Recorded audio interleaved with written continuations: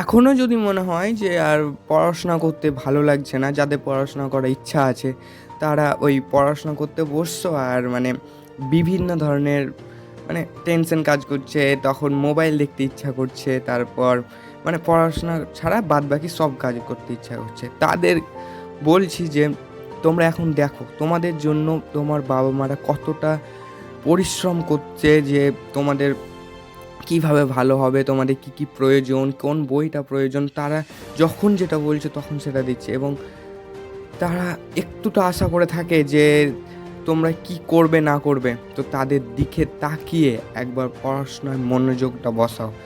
আর যদি একান্তই মোটিভেশন খুঁজতে হয় বা ইন্সপায়ারিং হওয়ার প্রয়োজন পড়ে কিনা, তখন নিজেদের অবস্থাটুকুটা দেখবে তোমরা এখন কোন পজিশানে আছো। তুমি যদি পড়াশোনা করো তাহলে কোন পজিশানে যেতে পারো, এই সমস্ত নিয়ে ভাববে। দেখবে তোমাদের আর্থিক অবস্থাটা দেখবে, তোমরা এখন কতটা কি সুযোগ সুবিধা পাচ্ছ দেখবে, তাইলে তোমরা সেখান থেকেই কিনা মোটিভেশান পেয়ে যাবে। তোমাদেরকে আর বাইরে মোটিভেশান খোঁজার কোনো দরকার নেই, নিজের মধ্যেই মোটিভেশান থাকে।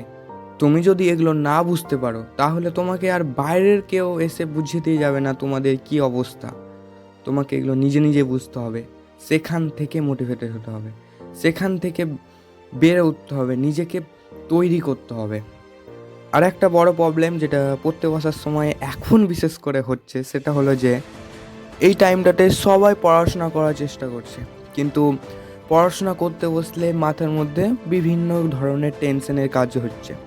যে কী টেনশন হচ্ছে না, তুমি যখন একটা বই নিয়ে বসে আছো তখনই মনে হচ্ছে পরে আর একটা সাবজেক্টে অনেকগুলো পড়া বাকি আছে, ওই পড়াটি কখন করব।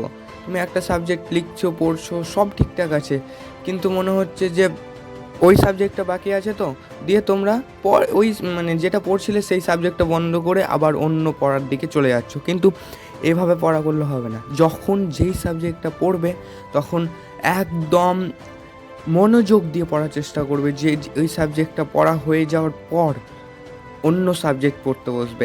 আর হ্যাঁ, আরও যে দরকার হলে পড়ার জন্য রুটিন তৈরি করে রাখবে, কখন কি পড়বো, শুধু একটা দিনের রুটিন তৈরি করে রাখবে, এক সপ্তাহের নয়, জাস্ট একটা দিনের।